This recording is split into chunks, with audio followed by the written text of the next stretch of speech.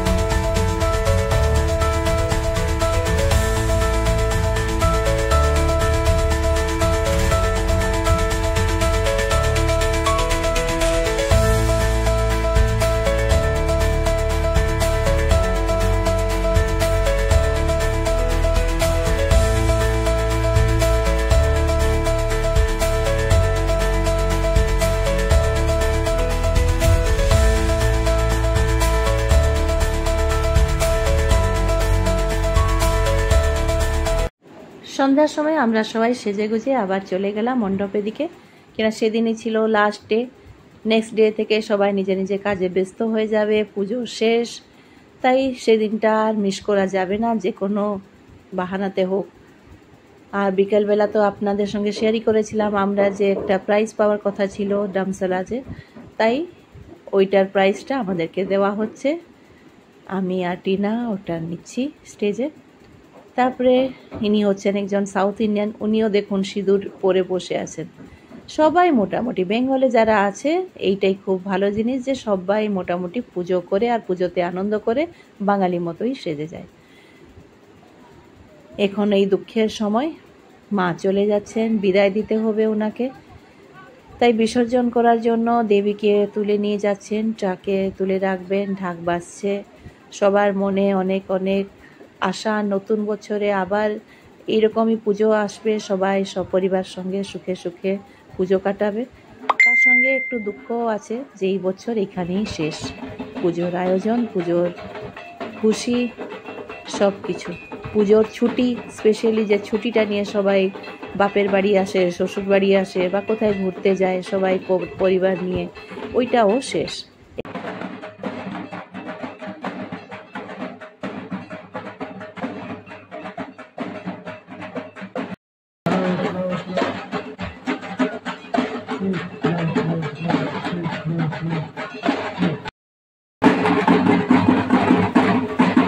ঢাকের সঙ্গে ডিজে, তাহলে চিন্তা করুন কি হবে অবস্থা। সবার মন দোলছে, শরীর দোলছে, সবাই ব্যস্ত নাচতে। প্রথমে বাচ্চাদের পার্টি, তারপরে মাদের পার্টি, তারপরে আছে বাবারা।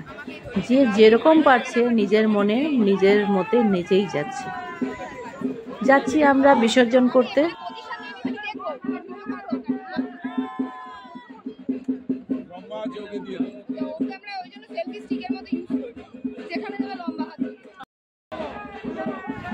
জানি না কেন যখনই বিসর্জনে এই সময়টা আসে, যখন প্রতিমাকে জলে ফেলা হবে, ওই সময়টা মনে হয় আমাদের কেউ চলে গেল, চোখে অটোমেটিক জল এসে যায়।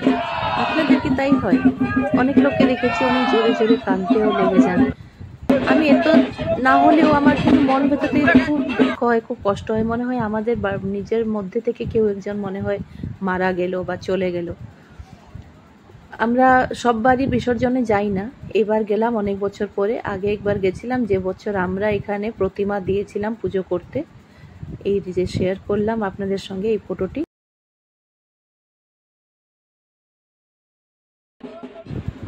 সেবারও আমরা গেছিলাম বিসর্জন পর্যন্ত নাচতে নাচতে। সেবার তো একটা আলাদা রকমের একটা অ্যাটাচমেন্ট ছিল, যেহেতু আমরা পুজোটা করছিলাম, তার জন্য একটা ইমোশনাল বন্ডিং হয়ে গেছিল। কিন্তু এবারও দেখলাম তাই, যখন জলে ফেলা হচ্ছে তখন অটোমেটিক চোখ থেকে যেন জল বেরিয়ে আসছে। এই মাকে বিদায় দিলাম, আর সবার জন্য এটাই প্রার্থনা থাকলো যেন নেক্সট টাইম আমরা সপরিবার মিলে খুশি খুশি আবার পুজো আয়োজন করতে পারি, আপনাদের সঙ্গে আবার শেয়ার করতে পারি সবারই সুখের মুহূর্তগুলো। আপনারাও ভালো থাকবেন, নিজের সপরিবার সঙ্গে আবার 26-এর পুজোর আয়োজন করার জন্য রেডি হয়ে থাকবেন এখন থেকেই। সবাই সুস্থ থাকুন, ভালো থাকুন, আর আমার চ্যানেলগুলো নিশ্চয়ই দেখবেন। যারা সাবস্ক্রাইব করেননি করে দেবেন, আর যারা সাবস্ক্রাইব করে নিয়েছেন তাদেরকে আমার তরফ থেকে অশেষ অশেষ ধন্যবাদ। লাইক শেয়ার অবশ্যই করবেন।